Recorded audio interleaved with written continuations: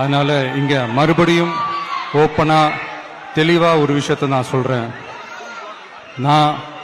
நாங்க எப்பவுமே மதச்சார்பற்ற கொள்கைன்றதுல அந்த ஸ்டாண்ட்லயோ மதச்சார்பற்ற சமூக நீதி என்ற அந்த நிலைப்பாட்டிலேயோ எப்பவுமே சமரசம் வச்சுக்கவே மாட்டோம்.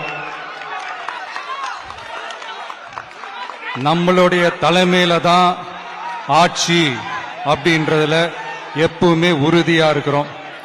நம்மளுடைய முதல் மாநாட்டில் கூட நான் சொன்ன மாதிரி அரசியல்ல யாருக்காகவும் எதுக்காகவும் எந்த விதமான ஒரு சமரசமும் நாம வச்சுக்க போறதே எல்லாம் அந்த பேச்சுவார்த்தையே கிடையாது.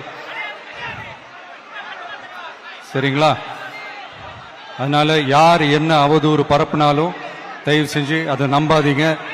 எல்லாம் வல்ல இறைவனின் அருளால் நாம நினைச்ச டார்கெட்டை நம்மளால நிச்சயமா அடைய முடியும்.